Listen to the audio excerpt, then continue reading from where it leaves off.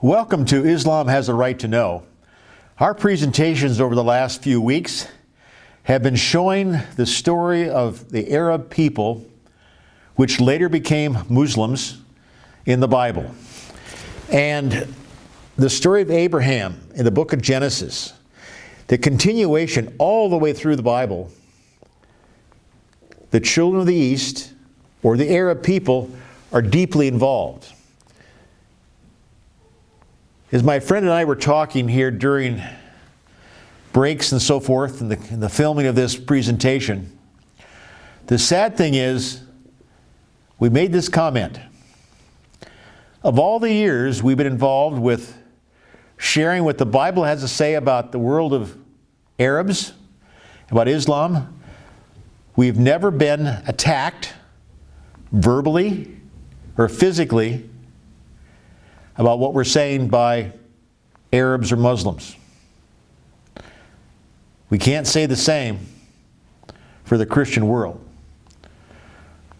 Verbalization, attacks against us are very common. But my brothers and sisters, my friends, this information we're sharing with you, we believe it's a matter of life and death because the end of the world is coming. And Islam does not know what's written in the Bible. And we intend to share with you what's there because Islam has a right to know. These charts that we've started out every single one of our programs with, the one with the green arrows we refer to as the 1843 chart, that shows our early founders who came to realize and find out prophetically and that there is an action that's going to happen on August 11th, 1840 that involved the Muslim world. It was going to affect the whole population of the world at that time. That's what those green arrows are. And we're going to have an author of a book. And he's going to be here. He's written extensively. The man has 4 doctorate degrees about the story of Islam in world history in the 1800s. The chart here you see with the red arrows. Once the Seventh-day Adventist people, Seventh-day Adventist means they keep the Sabbath day and they're looking forward to the return of Isa al-Masih. Once that happens, that there is a group of people looking forward to that understanding, and they started the Seventh-day Adventist Church. 1/3 of our prophetic story was the world of Islam. My friends, you as a Muslim today, you are in the Bible. Don't let anybody else tell you differently, because look at the story of Revelation chapter 9, and you see the people of the Arab world throughout Genesis and the Old Testament. My friends, you are a God-appointed people. This particular graph or chart here, I refer to as the banner chart. The pictures there of the animals or the beast, those are from the book of Daniel, which is in the Old Testament, and the book of Revelation, which is the very last book in the New Testament. It also has a picture of a sanctuary. This is a figure of the sanctuary as in Moses' day, that the children of Israel packed up and moved whenever God moved them around the Arabian Peninsula. The Jews could not perform a religious service, not unless the children of the East, which were Arabs, sold them incense of frankincense. Because frankincense was holy, and it was provided by the other side of the family, Abraham's other side. My friends, these were the kind of things that we were finding in the Bible that Christianity refused to talk about or just ignored. My friends, situation is real. We believe you have a right to know your story in biblical history. As we go over the Bible, if you don't have a Bible, you can go online. It's on the screen at www.e-sword.net or .com or .org. Those three addresses will put you into the same address where you can download even an Arabic Bible. And depending on the translation, maybe slightly different, but it has the meaning there. This slide right here is something that was profound to me as I started to look in my Adventist archives and history years ago. I came across this statement. William Miller was the person who predicted the August 11th, 1840 date, along with Josiah Litch. Something is going to happen in the Arab world, in Istanbul, Turkey, on a Pacific day in 1840, in August. It did happen. It did happen. William Miller, he named many things and said what they mean in Scripture. One of the things he said that a lamp is like the Word of God, it gives you light, as well as the Mohammedan Bible or Quran. Back then, in the 1800s, the word Quran was not used by English-speaking people. So it's called the Mohammedan Bible. But today, we can talk about the Quran, even though we're told by many people who happen to be Christians, believe that Islam is not in the Bible, they're led of the devil, Allah is the name for the devil. Those are the kind of things that myself and others in these presentations have had to fight through, in the sense that we could read it, we could see it, and people tell us don't believe it. We'll talk more about that as we continue. But when I found this understanding, I literally stopped working for 2 days. I remember I put my things away at my desk. I sat back and I just resonated about that, thinking about it, praying about it, wondering about it, to the point of, I wonder what else I'll find. I wonder what else. As we look at Isaiah chapter 60 is a narrative that the prophet Isaiah was given a vision by Allah to put down the story of the Arab people up through the end of time where there's no more sun, moon, and stars.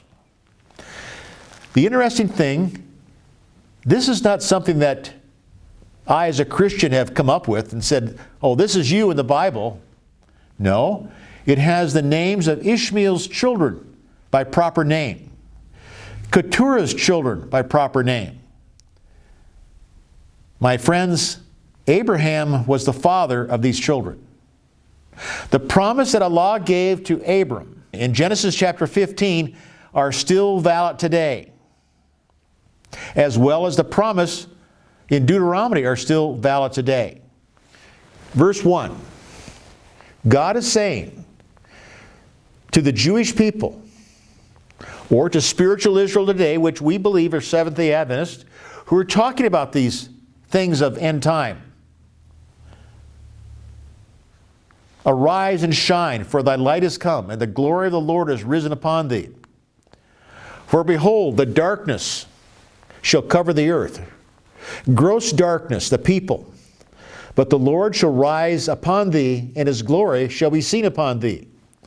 Now, as we go through these slides, you'll see some words that are in red.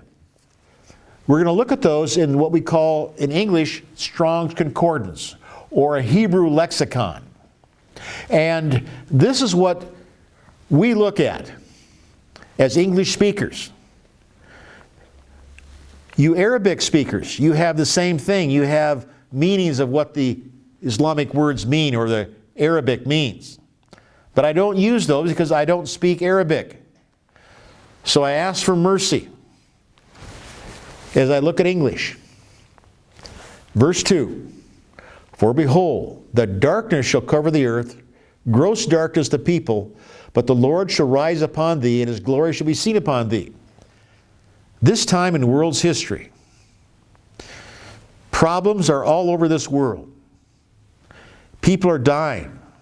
Pandemics, terrorism, by misguided people.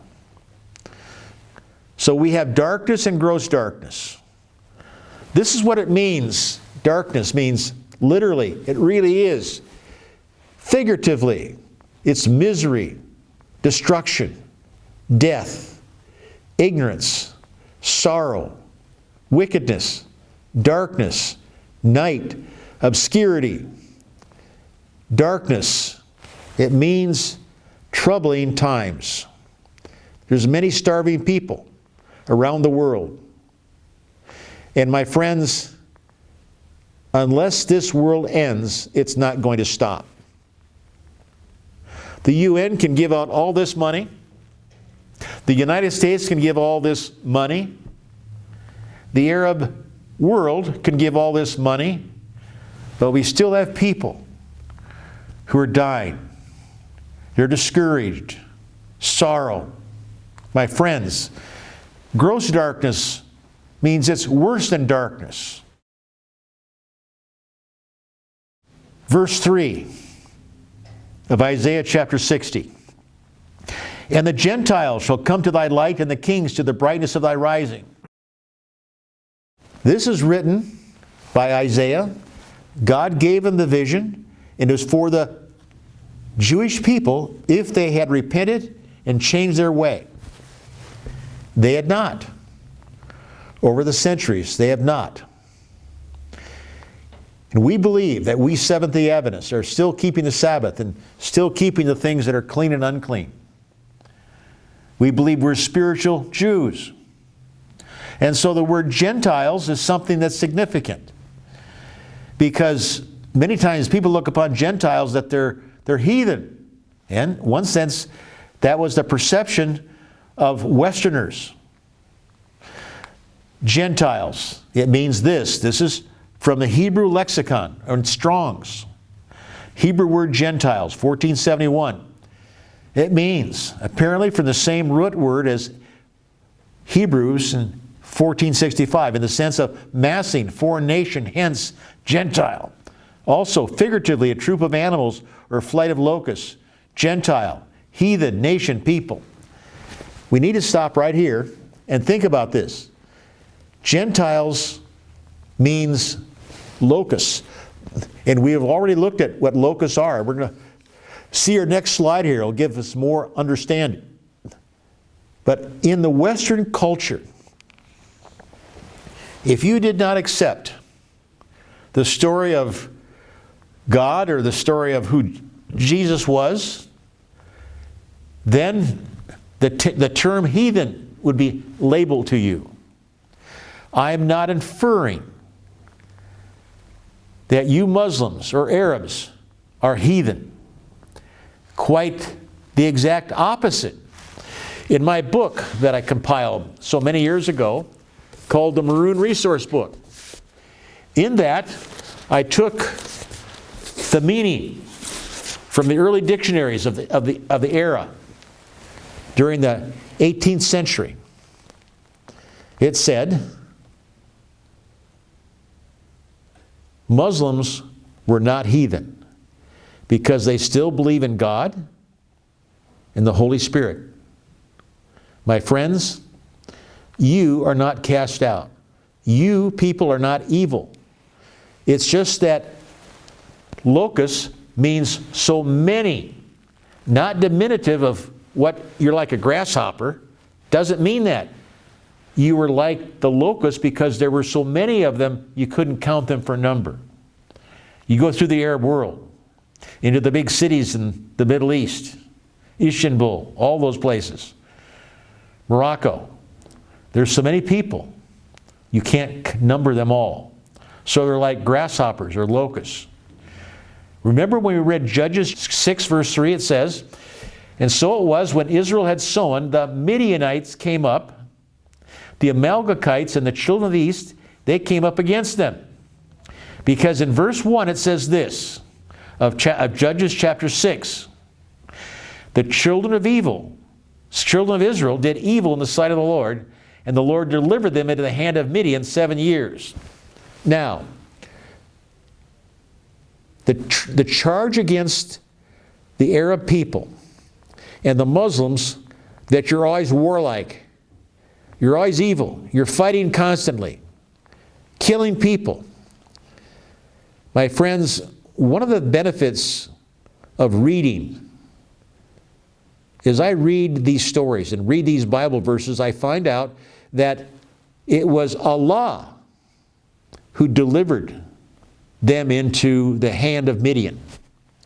Because Israel had sinned in the sight of the Lord, and the Lord delivered them into the hand of Midian 7 years. In Judges chapter 6, verse 3, it says, Midian is a son of Abraham. Also, his country, collectively, his descendants are Midianites. These are direct descendants. Direct. And those of you I'm talking to today, you are direct descendants of Abraham. You're the direct descendants of Abraham, not through Isaac and Jacob, but through Ishmael. My friends, you have a part in the Bible. For they, this is talking about the Arab people. This is talking about the Midianites and the others. For they came up with their cattle, their tents. They came as grasshoppers for multitude. That's where we're saying that, that the grasshoppers or the name locust wasn't given to demean you, to show humble you or to humiliate you, but it was like a multitude. Because there were so many Arabs, they were like grasshoppers. They came with their camels without number. They entered into the land to destroy it. Why did they enter into the land to destroy it? Because God orchestrated it with the leaders of the other side of the family to punish Israel. That's how we're looking at the Bible. If I took the position that the Bible is up here and all Arabs are down here, I'd be wrong. Because Gentiles equals locusts or grasshoppers. That's what the meaning is. Gentiles, meaning a foreign nation, figuratively, a troop of animals or a flight of locusts. Gentile, heathen, nation, people. I want to reinforce that with my viewers. We're not condemning, not belittling the Arab people, because God doesn't. He gave you a name that you were like a multitude. And that's why he used the name grasshopper and locust, and it was His will, so that you would realize locust was not unclean or dirty or outcast. He made them clean creatures to eat, because that's how much He loves the Arab people. He wasn't going to condemn you. Grasshoppers. A locust from its rapid increase. That's what we're talking about. There were so many locusts and grasshoppers. That's the reason you have the name. Not to show sarcasm or anything like that. But here we have in Leviticus chapter 11, verse 22. Even these of them ye may eat, the locust after his kind, the bald locust after his kind, the grasshopper after his kind. Yes, He gave a name that was clean, not filthy, not dirty, not unclean. That's how much Allah loves the Arab people. Because He was asking the Arabs to bring judgment upon Israel because of their love of idols. Chapter 60, verse 4. Isaiah's writing.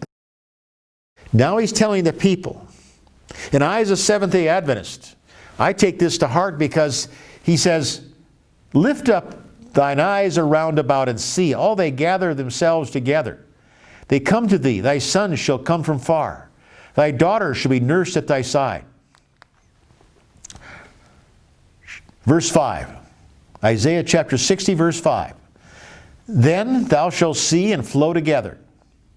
Thine heart shall fear and be enlarged, because the abundance of the sea shall be turned unto thee. The forces of the Gentiles shall come to thee. My friends, these verses, the words are starting to have great meaning to us that have studied this. The word forces means wealth. The sea is interesting. It says the forces of the Gentiles. Gentiles are you Arabs. This is what it says in Revelation chapter 17, verse 15. The title up there, waters, equals people or peoples, singular or plural. In Revelation chapter 17, verse 15, it says, this is God speaking. And he said unto me, he's writing this to the writer of Revelation, which is John. The waters which thou sawest, where the whore sitteth, are peoples, and multitudes and nations and tongues and people. It's quite an interesting statement, the whore. Think about this, my viewers. This whore they're speaking about right here is the whore that is during the time of Muhammad's day that brought in idol worship, changed the day of worship from the seventh-day Sabbath to Sunday. This is the power that Muhammad was called to bring judgment upon, was the Christian church of the era who said the priest cannot marry, you pray to dead people, and the big thing was idols. This is the reason the Muslim people today, there's no statues. This is why they didn't even have pictures at a lot of places in Islam, because they wanted nothing to become an image.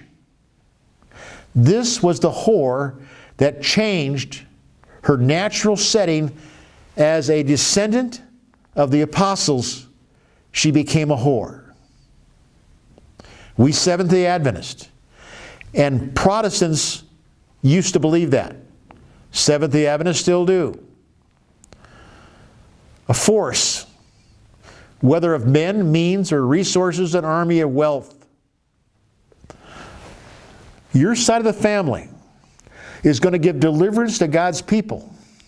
They're not only bringing power, they're bringing wealth. Because at the end of time, we've come to realize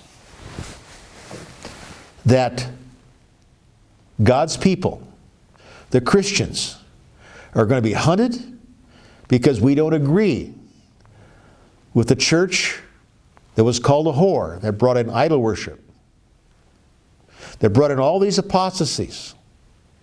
This is why Muhammad was brought out, to contain, to challenge.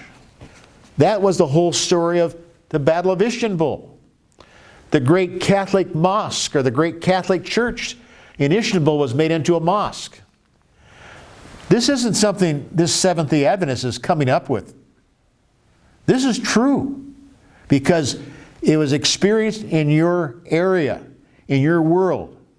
And I, as a Seventh-day Adventist, started to read and study, and I said, this is real. These are real. The Gentiles, Isaiah chapter 60, verse 6. It says, a multitude of camels shall cover thee, the dromedaries of Midian and Ephod. All they from Sheba shall come. They shall bring gold, incense, and they shall show forth the praises of the Lord. Now, we're going to look at those red words of what they mean here. It says, Midian, a son of Abram, and his country, collectively descendants, the Midianites. The same as, then we have Ephod and Midian here. It says, in Genesis chapter 25, verse 4, it says, and the sons of Midian, Ephod, Esper, Hancock, Abadai, Eldad, all these were the children of Keturah, fathered by Abraham. My friends, this is in the family. These are the children of the East. These are the people that God called. Because here in Isaiah chapter 60, it's using the names of those people who are the children of the East, who were fathered by Abraham. Their descendants are still in the Bible at the very end of time. This is significant. My name, Stephen Dickey, is not anywhere. My ancestors came from Scotland. Just poor people, nothing unusual. But my friends, the names that you have, you can trace your lineage back to Abram. You can trace your lineage back to either Hagar or Keturah. My friends, you are not forgotten about. God has your name in the Bible today because you are still needed as far as you, who are the ancestors of these great biblical people. They're bringing their gold. You people, from an unused root meaning to shimmer, gold, figuratively something gold colored that is yellow, as oil, a clear sky, golden, fair weather. My Arab friends, the money that the Arab world has is not to make the areas where they live fancier and fancier and fancier and to be trading cities of the world. Oil is the wealth that was mentioned in the Bible because it knew the area you're going to be settling. My friends, the money that you have been given as Arab people is not to get wealthier and buy yachts and everything for your luxury. The message of the end of the world, the message that Allah has for His people, because Isa el-Masih is returning. The end of the world is at hand. You and I must be ready. And that's why I am a Seventh-day Adventist on this station that's doing programs. The crews doing the editing, doing the things to get these ready for you to view. Believe that the end is at hand. It's going to take funding to keep this project going. And it tells us in the Bible that your side of the family is going to bring the support for the weaker family because, as we saw in Deuteronomy, you are the strength of Abraham. And the strength is gained through power and through wealth. My friends, this map right here shows the area that Islam controlled. Within 116 years after Muhammad died, all this was from Spain and Portugal all the way to Western China. If you happen to notice, it is a crescent of control holding the Church of Rome in its power, that it could not come out and tempt the rest of the world. Very difficult. We may put this on the television. This here, by Elder Kenneth Oster, says, the Arab people put a crescent of control around the Roman power so the Roman power cannot permeate the rest of the world with its falsehoods of idols, pork eating, all those things. Oster, who wrote this book in 1979, that it couldn't be sold in a Christian bookstore, except privately, because it was so provocative. This are the books that are written for your welfare. The end of all things is at hand. The Arab people are needed. God has you in Bible prophecy. You are not forgotten. Muhammad is listed in Revelation chapter 9, which we'll talk about later. My friends, you are loved by Allah. The Gentiles, He cares for you. My friends, I want to encourage you. Tune in next week because the rest of the story will be told.